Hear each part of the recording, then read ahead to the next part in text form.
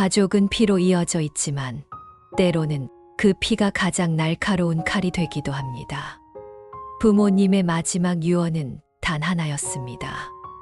사이좋게 공평하게 나누어라.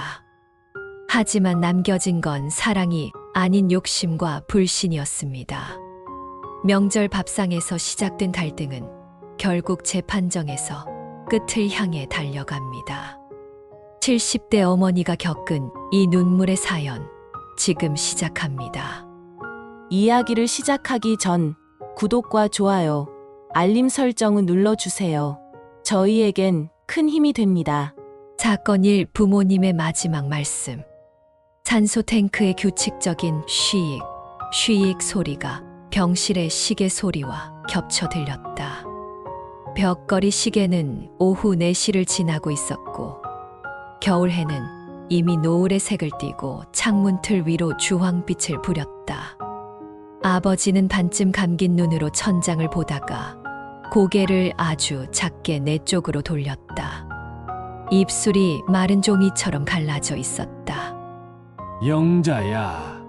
나는 얼른 물컵을 들어 빨대를 대주었다. 얇은 팔이 공기를 더듬듯 들썩였다.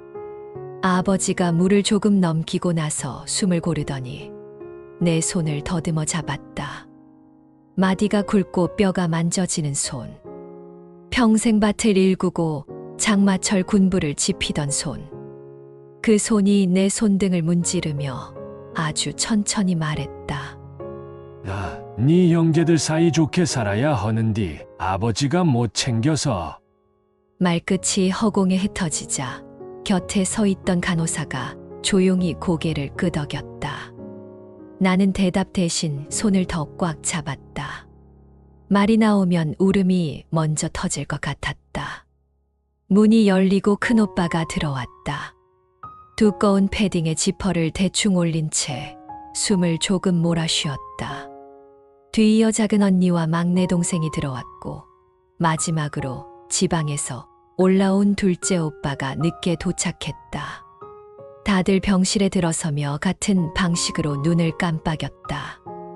낯선 소독약 냄새, 기계 구동음, 아버지의 얇아진 얼굴.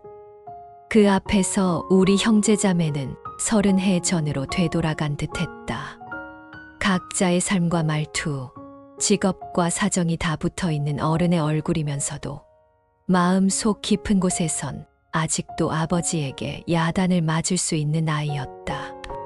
아버지는 우리를 한 사람씩 바라보았다. 큰오빠 성격 급하고 자존심 강한 장남, 작은 언니 입은 세지만 속정이 깊은 둘째. 둘째 오빠, 집안일엔 관심이 적은 자유인, 막내 상처를 잘 받고 눈물이 많은 내 동생, 그리고 나. 아버지의 눈빛이 내 앞에서 멈추더니 아주 작게 웃었다. 영자야, 내가 큰애다 생각하고 네가 좀 붙잡아라. 나는 고개만 끄덕였다. 말은 여전히 목구멍에서 걸렸다. 그날 저녁 의사는 조심스레 말했다. 오늘 밤이 고비입니다. 짧은 문장이 겨울 공기보다 차갑게 가슴에 들어왔다. 우리 다섯은 각자 조용히 자리를 잡았다. 큰오빠는 창가에 의자 하나를 끌어다 앉았고 작은 언니는 아버지 발끝을 문질렀다. 막내는 손수건을 입에 넣고 울음을 삼켰다. 둘째 오빠는 기계의 수치를 뚫어지게 보더니 결국 고개를 떨궜다. 아버지가 다시 입을 열었다. 말은 끊어졌고 호흡 사이에 오래된 이야기들이 섞여 나왔다. 노는 숲에 물길 막히면 씨가 썩어. 집터는 바람길이 좋아야. 농사 이야기. 평생을 논두렁에서 배운 지식들. 그 속에 아버지 인생의 문장들이 있었다. 욕심을 덜어야 한다. 남 좋은 일 먼저 해라. 밥상은 함께 먹어야 밥이지. 나는 그 말을 마음속에 하나씩 접듯이 고이 접어넣었다. 그런데 아버지의 말이 마지막에 닿았을 때 우리는 모두 고개를 들었다. 상속 서두르지 말고 니들끼리 얘기하라. 큰 집은 장례 치르고 어미 사진 모시고. 작은 언니가 물었다. 아버지 큰 집은 누가 관리해요? 그 질문은 장내 뒤에 겨울바람처럼 예고 없이 휙 들어왔다. 아버지는 잠시 눈을 감았다가 떴다. 그리고 아주 단단하게 말했다. 공평하게. 그 말은 너무 짧아서 그래서 오히려 무거웠다. 공평. 누구에게나 공평한 건 세상에 거의 없다. 공평하려면 누군가는 손해를 보고 누군가는 양보를 해야 한다. 공평은 말로는 쉽고 현실에서는 가장 어려운 선택이었다. 밤은 길었고 새벽은 금방 왔다. 아버지는 우리가 손을 번갈아 쥐고 있는 사이 아주 조용히 숨을 놓았다. 손끝에서 체온이 빠르게 빠져나가는 것을 느꼈다. 나는 아버지라고 불렀다. 아무런 대답이 없었다. 간호사가 커튼을 조용히 닫았다. 작은 언니가 소리 없이 무너져 내렸고 막내는 어깨를 들썩이며 울었다.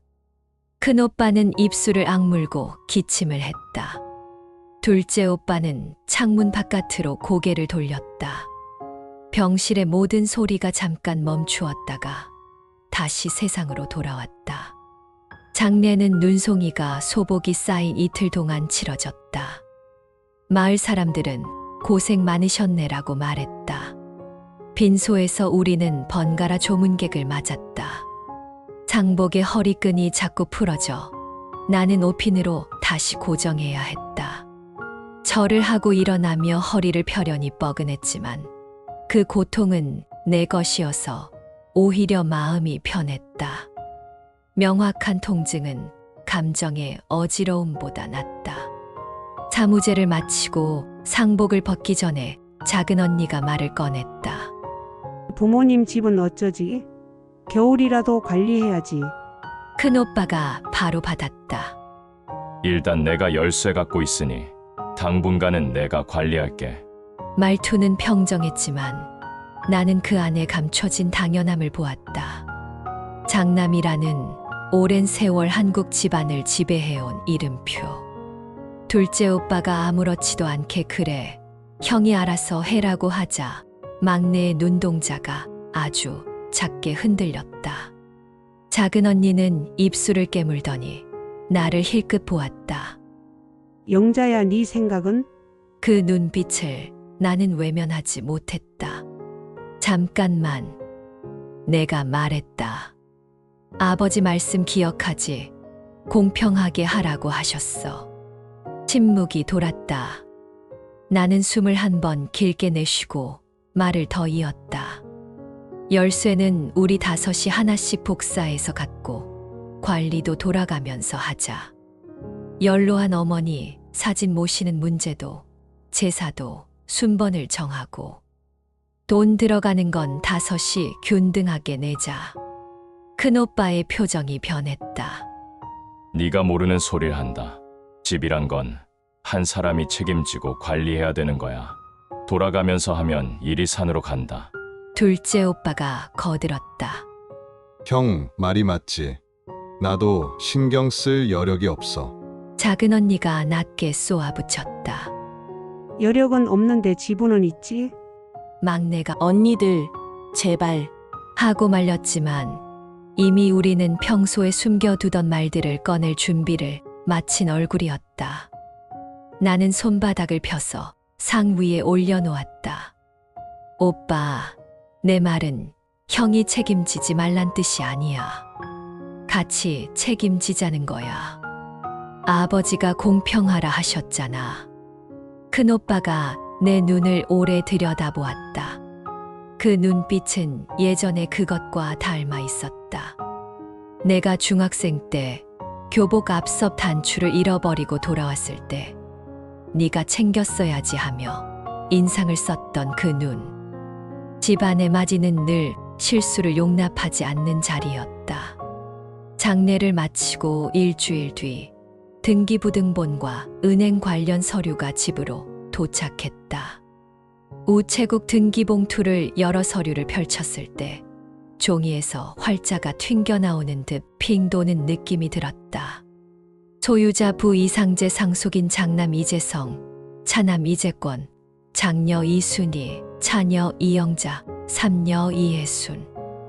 이름들이 가지런히 나란히 적혀 있는데 그 나란함이 이상하게 불길했다.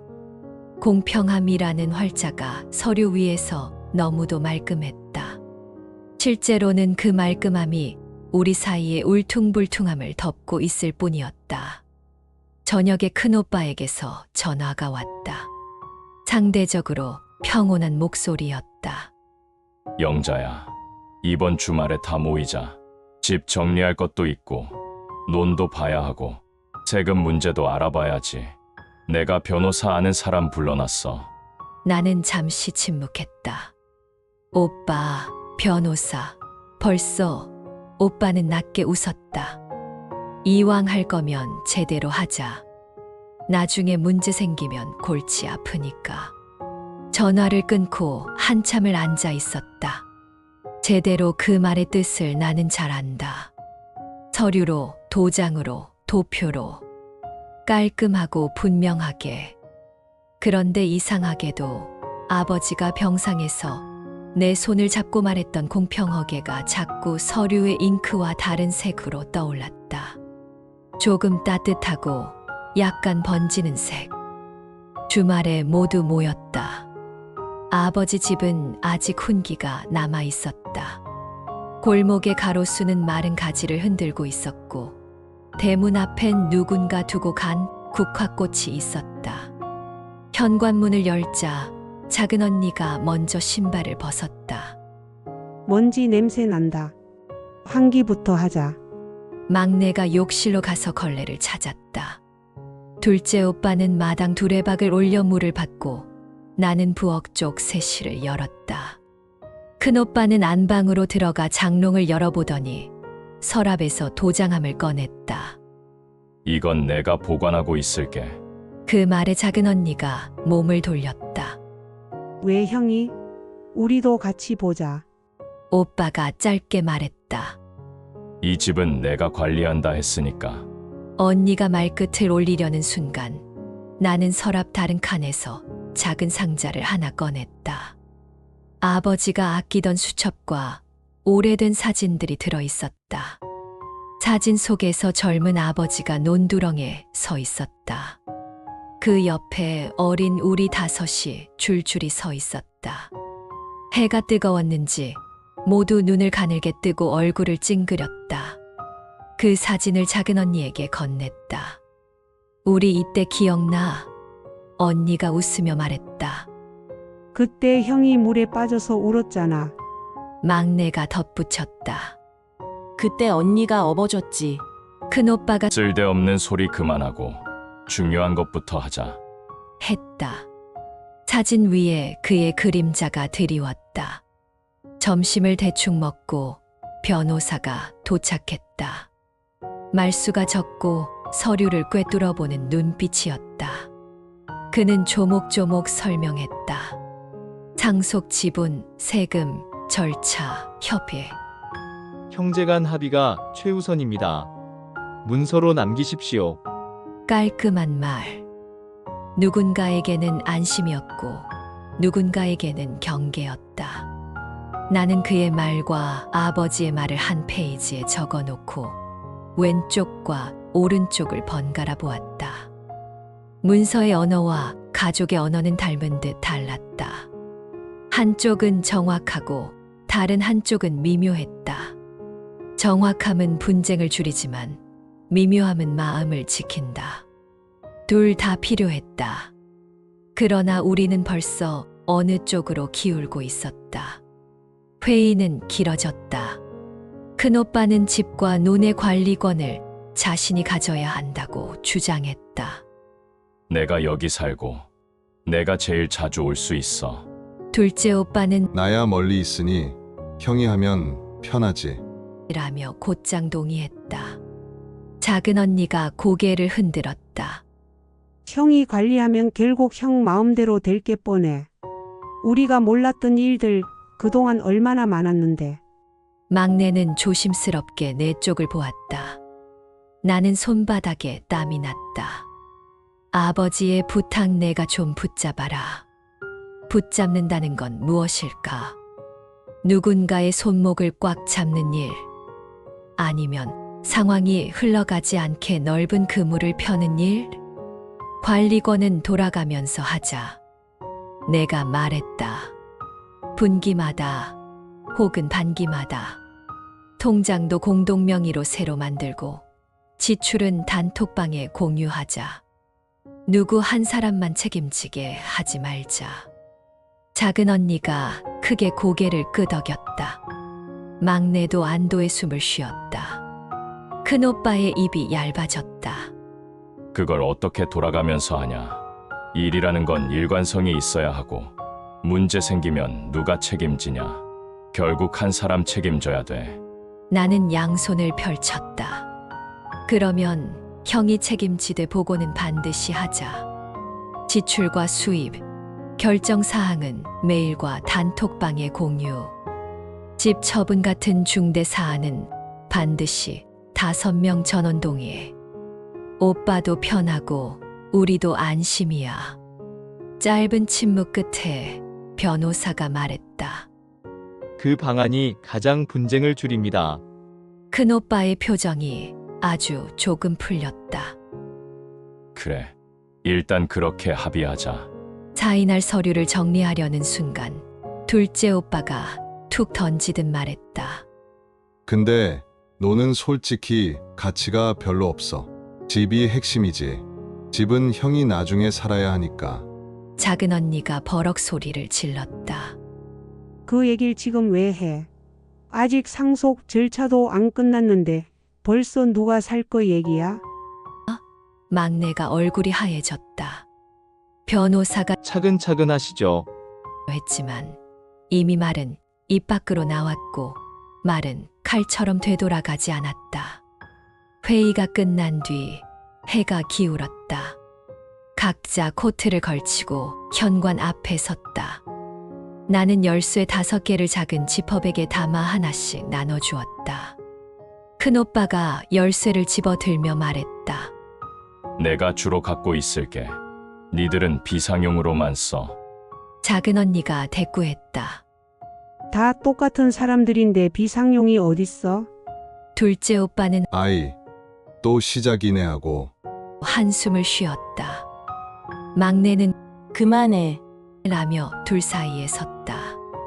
나는 그 장면을 아버지의 상위에 올려졌던 국화꽃처럼 멀리서 바라보았다. 예쁘고 연약하고 오래 가지 못하는 것. 문을 잠그고 마당을 한 바퀴 돌았다. 감나무 가지 끝에 마른 감이 몇 개 남아 있었고 바람이 불 때마다 덜렁거렸다. 나는 가지를 붙잡고 내렸다. 손에 쥔 감은 가볍고 빈 것 같았다. 껍질만 말라붙은 감. 속은 어디로 갔을까? 어쩌면 우리 형제의 공평함도 껍질만 남아있는지 모른다. 그날 밤 집에 돌아와 책상 앞에 앉았다. 수첩을 펼쳐 2줄을 적었다. 아버지의 마지막 말씀 공평하게. 오늘의 약속 보고와 동해로 공평을 문서화한다. 그리고 아주 작은 글씨로 마지막 줄을 덧붙였다. 다만 말의 칼을 조심할 것. 펜을 내려놓자 눈물이 뚝 떨어졌다. 종이에 동그란 얼룩이 번졌다. 나는 조용히 마음속에서 아버지를 불렀다. 아버지, 제가 붙잡아 볼게요. 다만 붙잡는 일은 생각보다 더 아픕니다. 창밖에서 바람이 불었다.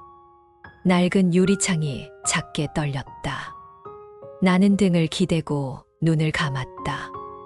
아버지의 손길이, 병실의 겨울 햇살이, 이름표가 붙은 열쇠 5개가 차례로 떠올랐다. 그리고 그 모든 것들의 뒤쪽에서 아직 오지 않은 말들이 어둠 속에서 웅웅거리는 소리가 들렸다. 공평은 말이 쉽다. 내일부터 진짜가 시작된다. 사건 이 첫 번째 균열. 장례가 끝난 지 한 달쯤 되었을 때였다. 차가운 겨울이 조금은 누그러졌지만 여전히 바람 끝은 살을 애는 듯 매서웠다. 그날은 토요일, 큰오빠 집에서 형제들이 모이기로 한 날이었다. 명목은 상속 정리 후 첫 가족 회의였다.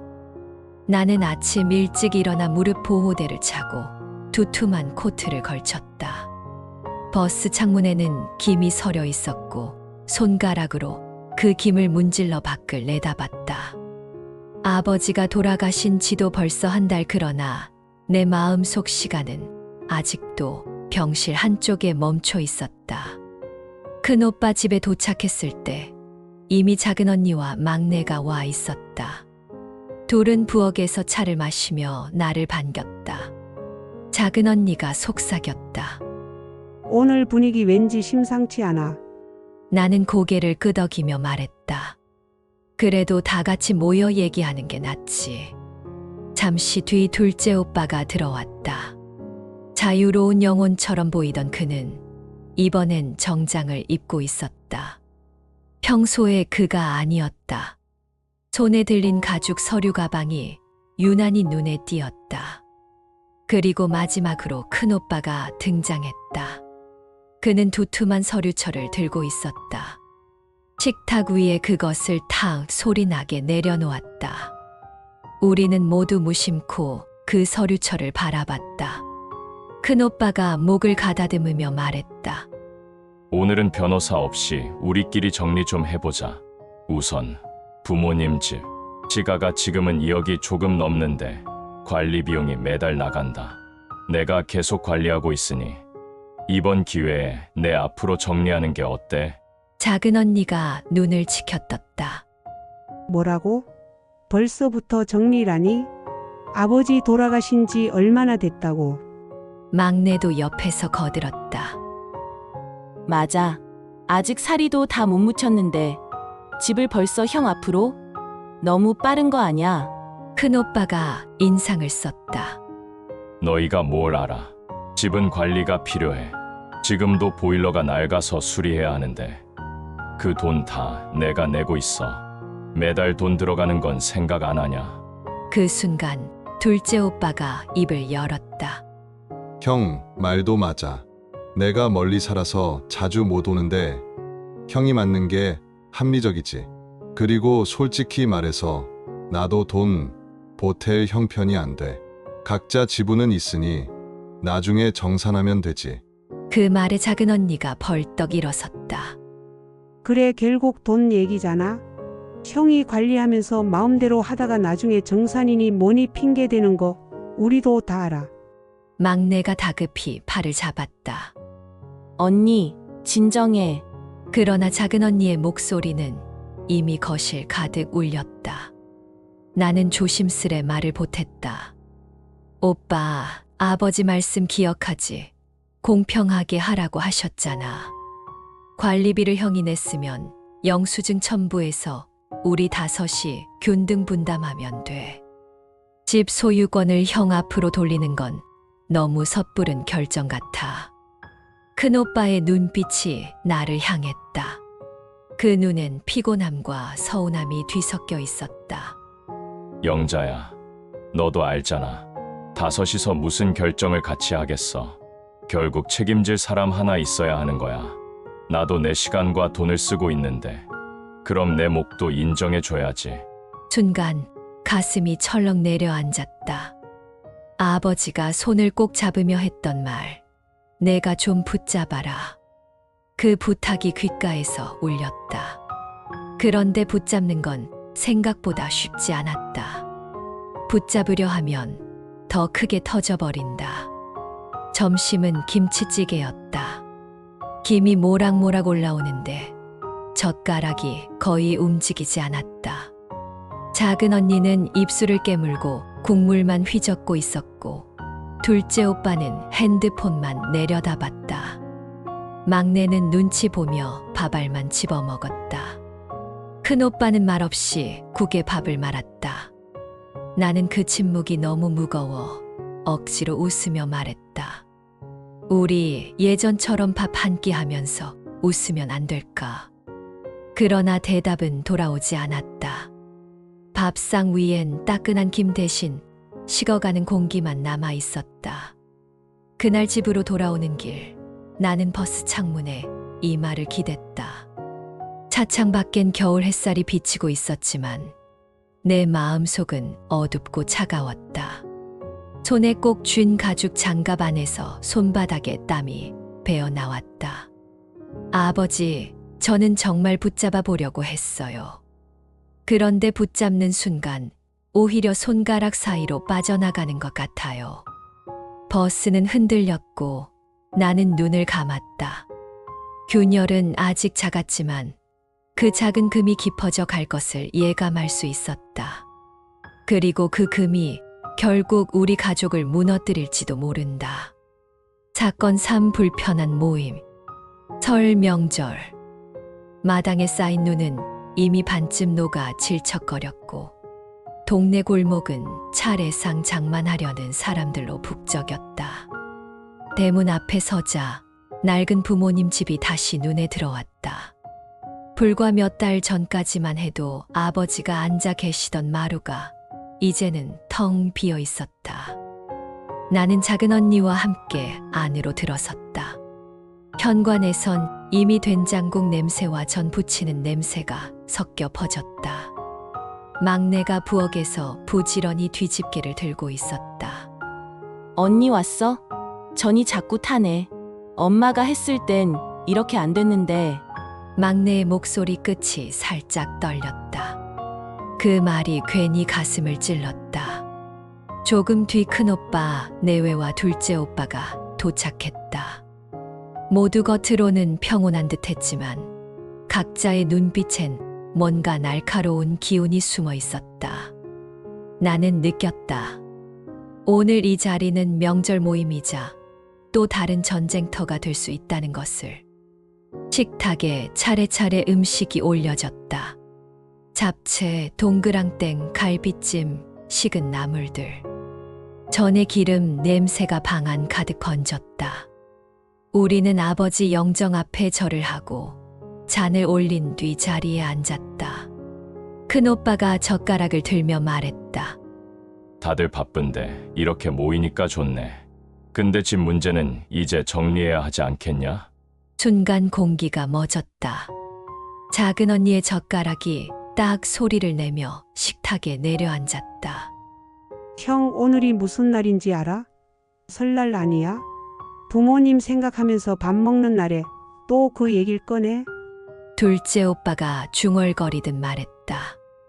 뭐, 언젠가는 해야 할 얘기잖아. 괜히 미루면 더 꼬여.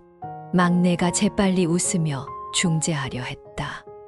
형, 언니, 제발 밥상에서만은 그 얘기 그만해. 애들도 있잖아. 그러나 이미 불씨는 붙고 있었다. 작은 언니가 결국 터져버렸다. 형은 맨날 자기만 힘든 줄 알아. 관리비니 수리비니 우리도 형 믿고 돈 내줬는데 영수증 한 번 본 적 있어? 형 마음대로 쓰는 거 아니야? 큰오빠의 얼굴이 벌겋게 달아올랐다. 뭐, 내가 부모님 집 지키느라 얼마나 고생하는데 너희는 손가락 하나 까딱 안 하고. 돈 얘기, 너희가 낸 건 고작 몇십만 원이잖아. 난 매달 100만 원 넘게 쓰고 있어. 그래서 집까지 형 앞으로 돌리겠다는 거야? 그게 형 고생에 대한 보상이야? 작은 언니의 목소리는 높아졌고 막내는 얼굴을 감쌌다. 나는 그 장면을 지켜보며 수저를 내려놓았다. 바발이 목에 걸려 삼키기도 힘들었다. 그만해 제발. 내 목소리는 너무 작아 누구도 듣지 못했다. 눈앞의 음식은 따뜻했지만 식탁 위 공기는 얼음 같았다. 아버지가 계실 땐 밥상은 늘 웃음으로 끝났는데 이제는 서로의 말이 칼처럼 부딪히고 있었다. 결국 큰오빠가 벌떡 일어나 말했다. 좋아. 그렇게 불만 많으면 다들 알아서 관리해. 난 이제 몰라. 대신 앞으로 돈도 수리도 다 너희가 해라. 작은 언니도 맞섰다. 그래, 차라리 잘 됐네. 형 혼자 다 해먹으려는 속셈이 뻔했거든. 둘째 오빠는 짜증 섞인 한숨을 내쉬며 소주잔을 들이켰다. 막내는 울음을 터뜨렸다. 언니, 형, 제발 그만 좀 해. 결국 밥상은 흐트러졌고 음식은 손도 대지 못한 채 식어갔다. 나는 젓가락을 들 힘조차 없었다. 아버지의 영정은 조용히 우리를 바라보고 있었다. 그 눈빛이 살아생전 말씀하시던 그 말이 다시 들려오는 듯했다. 사이 좋게 지내라. 하지만 그날 이후 사이는 조금씩 갈라지기 시작했다. 사건사 갈라지는 선택. 명절의 불편한 밥상 이후 우리 형제들은 연락이 뜸해졌다. 단톡방도 조용했고 집안 일정을 조율하던 메시지마저 끊겼다. 하지만 문제는 사라지지 않았다. 오히려 시간이 지날수록 더 크게 부풀어 올랐다. 어느 날 아침 휴대폰에 알림이 울렸다. 큰오빠가 형제 단톡방에 올린 글이었다. 변호사 만나서 상담받았다. 이번 주말에 시간 되면 다 같이 보자. 상속 문제 이제는 공식적으로 정리해야겠다. 메시지를 읽는 순간 심장이 쿵 내려앉았다. 결국 오빠가 변호사와 손을 잡았구나. 작은 언니는 바로 반응했다. 벌써 변호사까지? 가족끼리 합의하면 되지 왜 그렇게 서두르는데? 막내는 머뭇거리며 그래도 필요하지 않을까? 라고 덧붙였다. 둘째 오빠는 짧게 답했다. 난 찬성. 법적으로 확실히 하는 게 속 편해. 나는 휴대폰을 내려놓고 깊은 한숨을 내쉬었다. 아버지가 원하신 건 이런 게 아니었는데. 주말 결국 우리는 변호사 사무실에 모였다. 사무실 벽엔 법률 서적이 빽빽하게 꽂혀 있었고 공기에는 어쩐지 차가운 긴장감이 감돌았다. 변호사는 우리를 차례대로 바라보며 차분히 말했다. 상속 재산은 크게 두 가지, 집과 논입니다. 5분이 균등하게 지분을 갖고 계십니다. 합의가 되지 않으면 법정 다툼으로 이어질 수 있습니다. 그러니 지금 합의안을 마련하는 게 현명합니다. 큰오빠가 고개를 끄덕이며 말을 이었다. 내가 제일 가까이 있으니 집은 내가 맡는 게 맞다. 대신 노는 나머지 4명이 나눠 가지든 팔든 알아서 하자. 작은 언니가 곧장 목소리를 높였다. 형, 그건 공평이 아니잖아. 집은 제일 값어치 있는 건데 형이 다 가져가고 우린 논 멧돼기 나눠 가지라는 거야. 둘째 오빠가 팔짱을 낀 채 말했다. 현실적으로 생각해. 형이 집을 관리하잖아. 우리야 멀리 살고 있는데 무슨 힘이 있겠어. 차라리 형이 갖고 우린 논으로 정리하는 게 깔끔하지. 나는 입술을 깨물었다. 마음속에서 아버지의 말씀이 다시 떠올랐다. 공평하게. 잠깐만. 내가 조심스레 말을 꺼냈다. 아버지, 유언이 공평이었어. 집이든 논이든 값어치 따져서 제대로 나눠야지. 형이 관리하는 건 알겠지만 소유까지 다 가지는 건 다른 문제야. 큰오빠가 나를 똑바로 보았다. 영자야, 너까지 왜 그래? 내가 중재 좀 해주길 바랐는데. 그 말에 가슴이 철렁 내려앉았다. 중재와 편들기 사이에서 나는 흔들리고 있었다. 결국 변호사가 종이 한 장을 내밀었다. 지금 결정을 못 내리면 나중에 훨씬 더 힘들어집니다. 2가지 방법이 있습니다. 합의서 작성 후 지분 분할. 합의가 불발되면 법원에 재산 분할 소송. 순간 방 안 공기가 더욱 무거워졌다. 작은 언니가 손을 번쩍 들며 말했다. 좋아, 그럼 소송하자.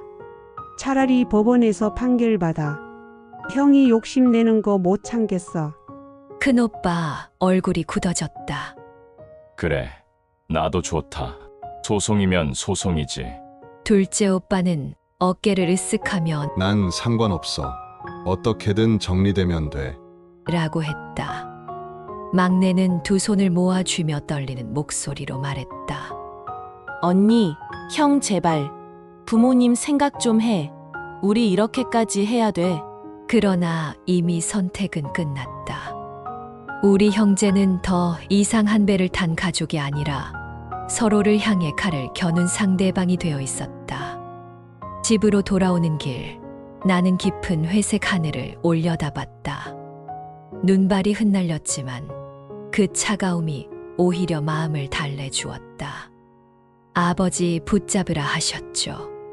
하지만 붙잡는다는 건 한쪽 손을 잡으면 다른 손이 미끄러지는 일이더군요. 나는 지갑 속에 넣어둔 아버지의 낡은 사진을 꺼내 손바닥 위에 올려보았다. 사진 속 아버지는 여전히 웃고 계셨지만 그 웃음 뒤로 우리 형제의 얼굴은 이미 갈라지고 있었다. 사건 오서류 한 장의 무게. 그날 아침 우체국 집배원이 문 앞에 두고 간 등기 봉투 하나가 내 하루를 송두리째 흔들었다. 노란색 봉투 위엔 붉은 글씨로 등기라고 찍혀 있었다. 괜히 심장이 쿵 내려앉았다. 식탁에 앉아 가위로 봉투를 조심스레 잘라냈다. 두꺼운 종이 몇 장이 툭 하고 떨어졌다. 맨 위에는 등기부 등본이 있었다. 나는 떨리는 손으로 그것을 펼쳤다. 거기엔 굵은 글씨로 이렇게 적혀 있었다. 소유자 장남 이재성, 차남 이재권, 장녀 이순희, 차녀 이영자, 삼녀 이혜순. 활자가 가지런히 나열되어 있었지만 내 눈에는 마치 비수가 되어 가슴을 찌르는 것 같았다. 분명 부모님의 이름이 적혀 있던 자리에 이제는 우리의 이름만 남아 있었다. 나는 문득 숨이 막혔다. 부모님은 이제 완전히 세상에서 지워져 버린 걸까? 나는 서류를 손에 쥔 채 멍하니 부엌에 서 있었다. 종이 위에 잉크 냄새가 유난히 차갑게 느껴졌다. 눈앞이 뿌옇게 흐려지며 어린 시절 풍경이 떠올랐다. 여름 장마철이면 아버지가 장화를 신고 논으로 나가던 모습. 겨울이면 부엌 아궁이에 불을 지피던 어머니의 손. 온 가족이 좁은 방에 둘러앉아 고구마를 구워 먹던 밤. 그 모든 기억이 이 집의 벽과 마당에 그리고 부모님의 이름에 남아 있었는데 지금 서류 속에는 단 하나도 남지 않았다. 나는 눈물이 뚝 떨어지는 걸 막지 못했다. 종이에 얼룩이 번지며 글자가 조금 일그러졌다. 따르르릉 전화벨이 울렸다. 번호를 보니 큰오빠였다. 영자야, 서류 받았지? 이제 법적으로 다 정리된 거야. 앞으로는 형제들끼리 합의서만 쓰면 돼. 나는 목이 메어 아무 말도 나오지 않았다. 겨우 짧게 대답했다. 받았어. 큰오빠는 계속 말했다. 이제부터 내가 관리하는 건 정식으로 인정받은 거다. 걱정하지 마. 너희 지분은 건드리지 않을 테니까. 건드리지 않을 테니까 그 말이 오히려 불안하게 들렸다. 이미 아버지의 이름이 사라진 등본을 보고 난 뒤라서일까. 그 한마디가 마치 우리가 부모님의 집에서 더 멀어지고 있다는 사실을 확인하는 것 같았다. 며칠 뒤 우리는 다시 모였다. 식탁 위엔 김치찌개와 잡채가 놓여 있었지만 아무도 젓가락을 들지 않았다. 식탁 한가운데에는 등기부 등본과 변호사가 준비한 서류철이 가지런히 놓여 있었다. 작은 언니가 서류를 집어들더니 손가락으로 이름을 짚었다. 봐. 부모님 이름은 없어. 이젠 우리만 남았어. 이게 진짜 가족이라는 거야? 그 말에 막내가 울먹이며 대답했다. 언니, 그러게 왜 이렇게 빨리 했어? 조금만 천천히 정리했으면 안 됐어. 큰오빠는 얼굴을 굳히며 말했다. 법이 원래 그래. 돌아가신 분 이름은 말소되고 상속인 이름이 올라가는 거지. 이게 당연한 절차야. 작은 언니는 서류를 힘껏 테이블에 내려놓았다. 당연. 우리에겐 추억이었고 부모님 삶의 흔적이었어. 형한텐 그냥 종이 조각일지 몰라도 난 이게 너무 허무해. 나는 서류를 다시 들여다봤다. 분명히 법적으로는 아무 문제가 없었다. 오히려 깔끔하고 정리된 문서였다. 하지만 내 가슴 속은 더 복잡해졌다. 아버지, 어머니 이름이 지워진 자리에서 우리는 점점 서로를 향해 등을 돌리고 있어요. 이 서류 한 장이 우리 가족의 마음까지 지워버린 건 아닐까요? 내 손가락은 무의식적으로 내 이름 위를 더듬었다. 활자로 찍힌 내 이름은 분명 반듯했지만 종이 위에서조차 외롭게 느껴졌다. 그날 집으로 돌아와 서류를 책상 위에 펼쳐놓고 오래 바라봤다. 차가운 스탠드 불빛이 활자 위로 떨어졌다. 나는 펜을 들어 다이어리에 이렇게 적었다. 등기부 등본 부모님 이름은 사라졌다. 법적으론 정리, 하지만 마음은 정리되지 않았다. 나는 끝까지 붙잡아야 한다. 펜 끝이 종이에 닿을 때마다 가슴이 저릿저릿했다. 하지만 다짐하지 않으면 나는 더 이상 이 소용돌이 속에서 버틸 수 없을 것 같았다. 그날 밤 창문 밖에서 바람이 세차게 불었다. 커튼이 펄럭이며 휘날렸다. 나는 서류를 꼭 접어 서랍 안에 넣었다. 마치 폭풍 속에서 작은 등불 하나를 감추듯 그렇게 닫아두었다. 그러나 나는 알았다. 이 서류 한 장이 앞으로 우리 형제들을 어디로 데려갈지 이미 방향은 정해져 있다는 것을. 사건 6 법정에서 만난 형제들. 봄비가 부슬부슬 내리던 어느 날 나는 법원 앞에 서 있었다. 회색빛 건물은 하늘과 이어져 있었고 그 앞을 오가는 사람들은 하나같이 무표정했다. 형제 사이 문제를 두고 이곳까지 오게 될 줄은 몰랐다. 아버지가 병상에서 내 손을 잡고 사이좋게 지내라고 말씀하시던 그날의 따스한 체온이 아직도 선명한데 지금 나는 증인 자격으로 서야 했다. 법원 현관 유리문을 열자 차가운 공기가 밀려왔다. 금속 탐지기를 지나며 가방을 열었을 때 마치 내 마음까지 열어 젖혀지는 듯 창피하고 서글펐다. 법정 문이 열리고 들어가자 이미 자리에 앉아있는 형제들이 보였다. 큰오빠는 원고석에 앉아 있었다. 어깨는 똑바로 펴져 있었지만 얼굴은 돌처럼 굳어 있었다. 둘째 오빠는 그의 옆에서 팔짱을 낀 채 앉아 있었다. 무심한 듯하지만 그 자리가 어디인지 분명히 선택했다. 맞은편엔 작은 언니와 막내가 피고석에 앉아 있었다. 언니는 이를 악문 얼굴이었고 막내는 고개를 푹 숙인 채 두 손을 맞잡고 있었다. 나는 방청석 맨 앞자리에 앉았다. 가슴이 쿵쾅거리며 두 귀에 맥박 소리가 울렸다. 판사가 입을 열었다.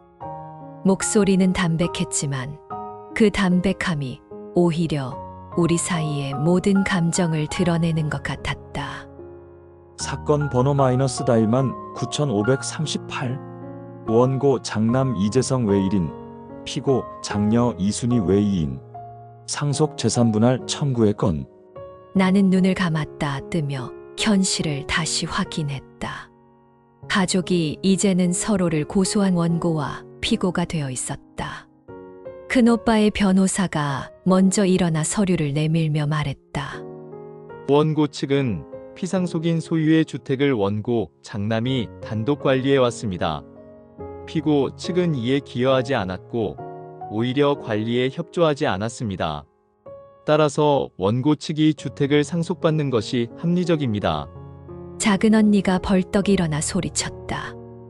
무슨 소리예요?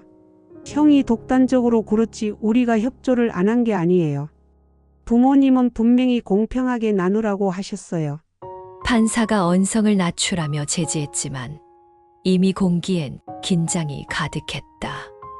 공, 내 이름이 불렸다. 증인 이영자 씨, 나는 떨리는 다리를 이끌고 증언대에 섰다.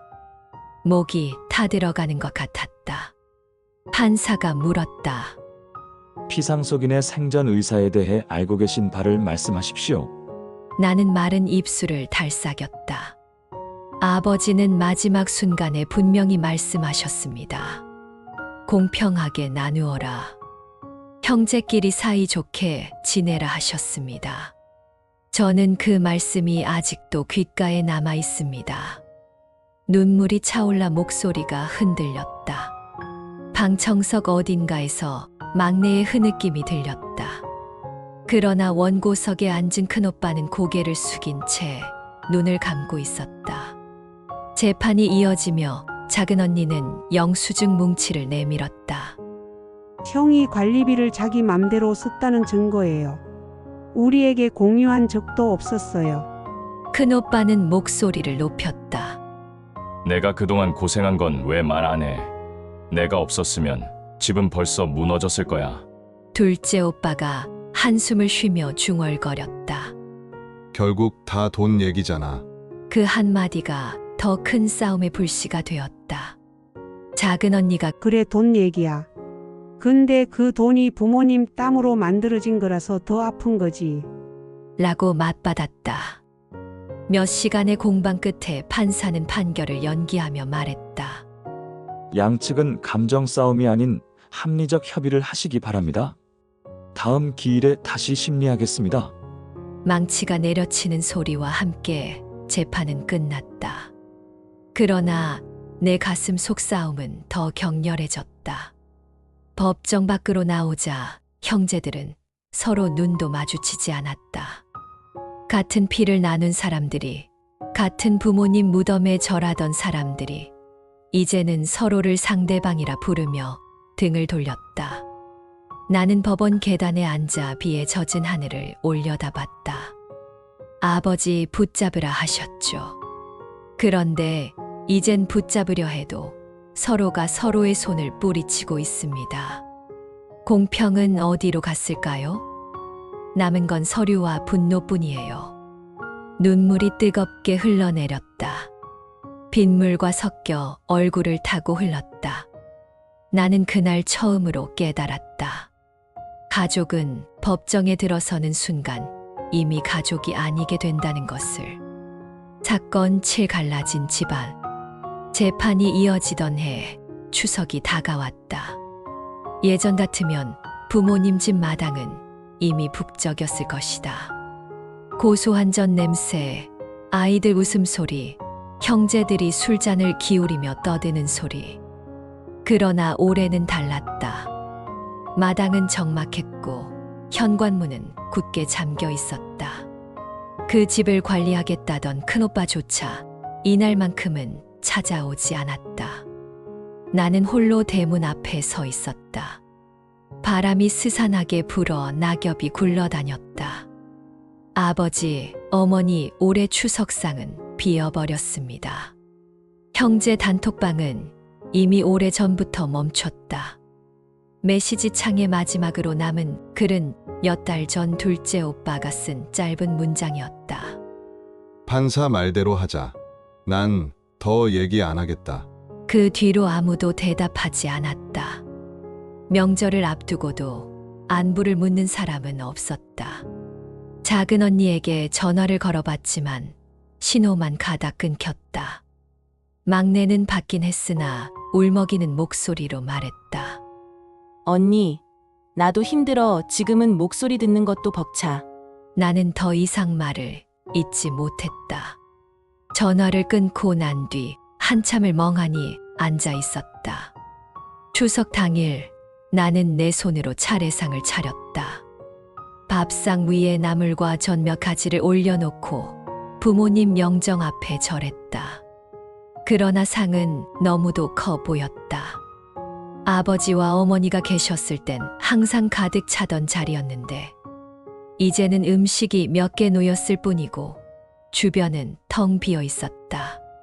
젓가락 소리 대신 시계 초침만 들렸다. 나는 숟가락을 들어 국을 한 입 떴다. 그러나 국물은 목으로 넘어가지 않았다. 눈물이 먼저 쏟아졌다. 며칠 뒤 친척이 전화를 걸어왔다. 영자야, 이번 추석에 왜 아무도 안 왔니? 큰오빠네도 동생네도 다들 바쁘다 하더라. 무슨 일 있니? 나는 한참을 망설이다가 결국 아무 말도 하지 못했다. 그냥 다들 바빴나 봐요. 입술에 맺힌 대답은 거짓이었지만 차마 사실을 말할 수 없었다. 형제끼리 재판 중입니다라는 말을 내뱉는 순간 우리 가족이 완전히 부서지는 것 같았기 때문이다. 가을 바람이 차가워진 어느 날 나는 혼자 부모님 집을 찾았다. 대문을 열자 잡초가 무성하게 자라 있었다. 마당 구석 장독대에는 이끼가 끼어 있었고 창틀에는 거미줄이 드리워졌다. 집 안에 들어서자 곰팡이 냄새가 코를 찔렀다. 방바닥은 차갑고 부엌은 먼지가 쌓여 있었다. 여기엔 원래 웃음소리와 냄새가 가득했는데 이제는 시간만 쌓이는구나. 나는 걸레로 마루를 닦으며 눈물을 삼켰다. 이 집을 함께 지켜야 했던 형제들이 이제는 모두 등을 돌린 채 살아가고 있다는 사실이 너무나 가슴을 아프게 했다. 며칠 뒤 손주가 내 곁에 와서 물었다. 할머니, 왜 이모 할머니들이랑 삼촌 할아버지들은 안 와? 예전엔 다 같이 모였잖아. 그 질문에 나는 아무 말도 할 수 없었다. 대답 대신 아이의 머리를 쓰다듬으며 억지로 웃었다. 그러나 가슴은 무너져 내렸다. 무슨 말을 해줄 수 있을까?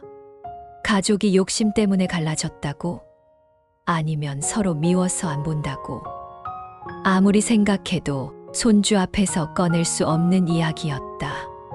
밤이 되어 불 꺼진 거실에 앉아 있자니 깊은 고독이 몰려왔다. 아버지가 남기신 말씀은 여전히 귓가에 남아 있었다. 사이좋게 지내라. 하지만 현실은 정반대였다. 명절에도 제사에도 우리는 더 이상 모이지 않았다. 그 집은 이제 빈 껍데기였고 형제라는 이름도 껍데기에 불과했다. 나는 손에 부모님 영정 사진을 들고 중얼거렸다. 아버지, 어머니, 우리를 지켜봐 주시겠지요? 하지만 부끄럽습니다. 형제라는 이름을 잃어버린 우리를 어떻게 설명해야 할까요? 눈물이 사진 액자 위로 뚝뚝 떨어졌다. 사진 속 부모님의 미소가 흐려졌다. 그날 이후 나는 알았다. 법정 싸움보다 더 무서운 건 아무도 연락하지 않는 침묵이라는 것을. 말 한마디조차 건네지 않는 가족, 명절에 찾아오지 않는 형제, 함께 밥을 먹지 않는 집안. 그 침묵이야말로 가족을 가장 확실히 무너뜨리는 균열이었다. 사건 8 손주의 질문.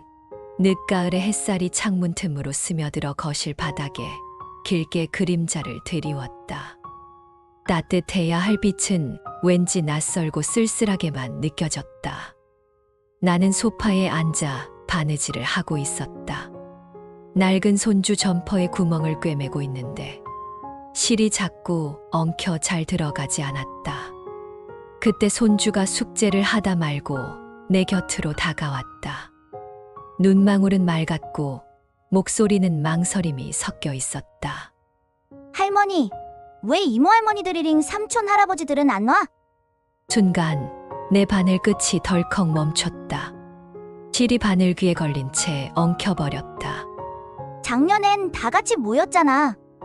큰 집에 모여서 전도 먹고 고모가 준 세뱃돈도 받았는데 이번엔 아무도 안 왔어. 왜 그래? 아이의 목소리는 그저 궁금증이었다. 그러나 내 가슴에는 칼처럼 파고들었다. 나는 애써 미소를 지으며 대답했다. 다들 바쁜 거지. 일이 많아서 못 온 거야. 그러나 손주는 고개를 갸웃했다. 근데 엄마가 울었어. 할머니 몰래. 나 들었어. 엄마가 왜 이러냐, 가족끼리 하고. 순간 목이 꽉 막히는 것 같았다. 아, 아이가 이미 다 알고 있었구나. 나는 한참을 머뭇거리다 결국 아무 말도 하지 못했다. 그저 손주를 끌어안으며 말했다. 우리 손주는 아무 걱정하지 마. 어른들 일은 어른들이 알아서 할 거야. 그러나 내 목소리는 떨리고 있었다. 아이는 내 품에서 고개를 들어 물었다. 그럼 할머니, 우리 가족은 안 좋은 거야? 나 이모 할머니랑 삼촌 할아버지 보고 싶어. 그 말에 나는 결국 눈물을 참지 못했다. 뜨거운 눈물이 볼을 타고 흘렀다. 그날 밤 딸이 늦게 들어왔다. 아이는 이미 잠들어 있었고 나는 소파에 앉아 있었다. 딸은 내 표정을 보더니 조심스럽게 물었다. 엄마, 무슨 일 있었어? 나는 손주의 질문을 전했다. 딸은 한참을 듣다가 눈시울을 붉혔다. 애 앞에서조차 변명해야 하는 게 너무 힘들어. 엄마, 우리 진짜 이대로 괜찮은 걸까? 나는 대답하지 못했다. 부모님이 남긴 집은 아직 법정에 묶여 있었고 형제들은 연락을 끊은 지 오래였다. 명절도 기일도 모두 흩어져 버린 상태였다. 엄마, 솔직히 말해. 엄마 형제들이랑 다시 화해할 수 있을까? 딸의 물음에 나는 고개를 떨궜다. 글쎄다. 아버지, 어머니가 계시던 때라면 몰라도 지금은 모르겠다. 며칠 뒤 마을에 오래된 친구가 전화를 걸어왔다. 영자야, 요즘은 왜 형제들 다 모이지 않니? 예전엔 내내 집안이 늘 명절마다 북적였는데. 나는 그저 웃으며 대답했다. 세상이 다 그렇지 뭐. 다들 바쁘고 사는 게 힘드니까. 그러나 수화기를 내려놓고 한참 동안 멍하니 앉아 있었다. 정말 세상이 다 그런 걸까? 아니면 우리 집안만 이렇게 무너진 걸까? 그날 밤 불 꺼진 거실에 홀로 앉아 손주가 남긴 그림을 바라봤다. 아이의 그림 속에는 커다란 집과 그 앞에 서 있는 사람들이 있었다. 할머니, 엄마, 나라고 적힌 이름 옆에 이모 할머니, 삼촌 할아버지도 함께 그려져 있었다. 다 같이 웃고 있었다. 나는 그림을 쥔 채 흐느꼈다. 아이의 눈엔 아직도 우리가 가족이구나. 그런데 어른들의 욕심과 다툼이 그 그림을 찢어버리고 있어. 그날 나는 처음으로 부모님께 속삭였다. 아버지, 어머니 손주에게 뭐라고 대답해야 할까요? 가족이란 게 왜 이렇게 무너져 버린 걸까요? 그러나 대답은 돌아오지 않았다. 집 안은 적막했고 시계 초침만이 답처럼 흘러갔다. 사건 후 홀로 찾은 부모님 산수. 가을의 끝자락, 산길은 낙엽으로 덮여 있었다. 붉고 노란 잎들이 바람에 흩날리며 발밑에서 바스락거렸다. 나는 양손에 제사 음식을 든 채 천천히 걸음을 옮겼다. 형제들이 함께 올 거라는 기대는 애초에 하지 않았다. 이번에도 나 혼자였다. 예전엔 명절이나 기일이면 우리 모두 함께 올라왔었다. 웃으며 떡을 나누고 아버지 무덤 앞에서 서로 술잔을 주고받으며 부모님 덕분에 우리가 있다던 시절이 있었다. 그러나 이제는 각자 변호사와 판사 앞에서 싸우느라 부모님 산소는 더 이상 만남의 장소가 아니었다. 드디어 봉분 앞에 도착했다. 풀은 무성하게 자라 있었고 돌비석 옆에는 잡초가 뿌리를 깊게 내리고 있었다. 아무도 돌보지 않은 흔적이었다. 나는 숨을 고르며 무릎을 꿇었다. 제사 음식을 놓고 향을 피웠다. 향 연기가 가늘게 하늘로 올라갔다. 그 연기를 바라보다가 나도 모르게 속삭였다. 아버지, 어머니 올해도 저 혼자 왔습니다. 형제들은 이제 남이 되어버렸습니다. 목소리가 떨렸고 눈물이 곧장 흘러내렸다. 봉분 위에 떨어진 내 눈물은 낙엽에 흡수되어 사라졌다. 향, 냄새 속에서 오래된 기억이 스쳐갔다. 어린 시절 아버지가 내 손을 잡고 산소에 올라와 풀을 베던 모습. 어머니가 싸준 보자기에서 김밥과 삶은 달걀을 꺼내 모두 함께 먹던 날.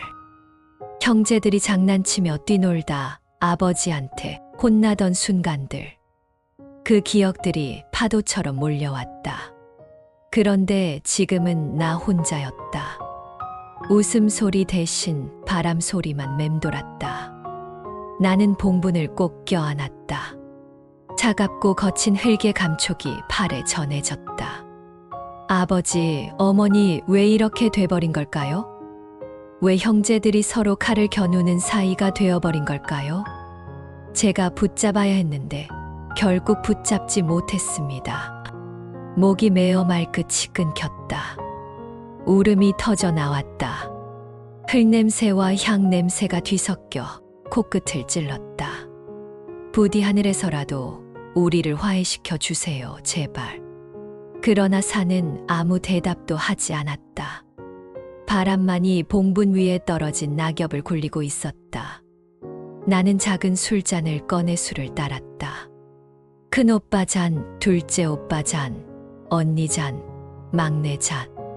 예전처럼 술잔을 5개 늘어놓고 싶었지만 지금은 내 앞에 단 하나뿐이었다. 나는 술을 한 모금 따르고 봉분 앞에 부었다. 부모님, 우리 형제들 아직도 같은 피를 나눈 가족입니다. 그런데 왜 이렇게 서로 등을 돌리고 있을까요? 눈물이 술잔에 떨어져 섞였다. 나는 차마 그 술을 들이키지 못하고 그대로 땅에 흘렸다. 산에서 내려오는 길, 발걸음이 무겁기만 했다. 등산객 몇 명이 지나가며 웃고 떠드는 소리가 들렸지만 나는 고개를 숙인 채 걸었다. 저 사람들은 아무 상관없는 사람들이지만 오히려 더 가족처럼 느껴지는 건 왜일까? 주머니 속에는 부모님 영정사진 한 장이 있었다. 나는 그것을 꺼내 손바닥 위에 올려보았다. 사진 속 부모님의 미소가 바람에 흔들렸다. 나는 사진을 꼭 쥐며 속으로 다짐했다. 설령 형제들이 다 끊어져도 나는 끝까지 부모님을 잊지 않겠습니다. 이 길을 혼자라도 걸어가겠습니다. 집으로 돌아와 불 꺼진 거실에 앉았다. 창밖엔 초승달이 걸려 있었다. 손주가 그린 그림이 눈에 들어왔다. 다 같이 웃고 있는 가족의 모습. 그러나 나는 그 그림을 바라보며 눈물을 흘렸다. 가족은 함께 있을 때 비로소 가족인데 우리에겐 그 함께가 사라져 버렸구나. 그날 밤 나는 부모님 산소에서 했던 말을 다이어리에 다시 적었다. 형제는 남이 되었다. 그러나 부모님은 여전히 우리의 뿌리다. 나는 그 뿌리를 잊지 않겠다. 펜 끝이 떨렸고 글씨가 삐뚤어졌다. 그러나 그것이 내 마음의 모양 같아 차라리 솔직해 보였다. 사건 10 가족을 잃고 얻은 깨달음. 겨울 끝자락, 아직은 바람이 차가웠지만 공기엔 봄의 기운이 살짝 스며들기 시작했다. 나는 작은 전원주택 마당에 서 있었다. 손에는 오래전부터 길러온 로즈마리 화분이 들려 있었다. 이 화분은 부모님 집 마당에서 가져온 작은 가지에서 시작된 것이었다. 로즈마리 잎을 쓰다듬으니 은은한 향이 피어올랐다. 그 향은 이상하게도 따뜻했고 부모님 곁에 앉아 있던 것처럼 마음이 편안해졌다. 마당 한쪽에 딸과 손주가 서 있었다. 딸은 엄마, 거기서 햇볕 잘 받겠네. 하며 웃었고 손주는 뛰어와 내 품에 안겼다. 할머니, 나 이 집 좋아. 여기선 다 같이 웃을 수 있잖아. 나는 그 말에 눈시울이 붉어졌다. 형제들과는 갈라졌지만 눈앞에 이렇게 나를 의지하는 가족이 있었다. 그 사실이 내 가슴을 서서히 덮였다. 나는 마당 한가운데 앉아 화분을 내려놓고 잠시 눈을 감았다. 그래, 나는 형제들을 잃었다. 부모님이 남기신 집은 분쟁의 상징이 되었고, 명절의 밥상은 이제 다시 차려지지 않을 것이다. 하지만 동시에 깨달았다. 가족이라는 건 혈연만으로 존재하는 게 아니구나. 옆에 있는 이 아이, 나와 시간을 함께 나누는 딸, 그리고 동네에서 웃으며 함께 밥 먹어주는 친구들. 이것이 나의 새로운 가족이구나. 그날 저녁 작은 제단을 마련해 부모님 영정 사진을 올려두었다. 향을 피우며 속삭였다. 아버지, 어머니, 결국 형제들은 각자의 길로 흩어졌습니다. 붙잡지 못해 죄송합니다. 하지만 저는 여기서 새로운 길을 찾았습니다. 손주와 딸, 그리고 제 곁에 남아있는 사람들과 함께 웃으며 살겠습니다. 눈물이 흘렀지만 이번엔 슬픔만이 아니었다. 후회와 안타까움 속에서도 작은 안도와 평온이 스며들었다. 며칠 뒤 마당가에 작은 꽃들이 피어났다. 아직 이른 봄이라 추웠지만 꽃들은 꿋꿋하게 봉오리를 열고 있었다. 나는 그 꽃들을 바라보며 속으로 다짐했다. 나도 저 꽃처럼 다시 피어야지. 잃은 것만 세며 살지 않고 남아있는 것과 새로 주어진 것들을 품고 살자. 손주가 내 곁에서 꽃을 꺾어 내 손에 쥐어 주었다. 할머니, 이 꽃은 할머니 거야. 나랑 같이 심자. 나는 웃으며 아이를 안았다. 나는 가족을 잃었다. 그러나 또 다른 가족을 얻었다. 부모님이 원하시던 모습은 끝내 지키지 못했지만 이제라도 나는 알았다. 가족은 피로만 이어지는 게 아니라 함께 웃고 함께 살아가는 시간으로 이어진다는 것을. 나는 여전히 부모님의 딸이고 손주의 할머니이며 누군가의 친구다. 그것이면 충분하다.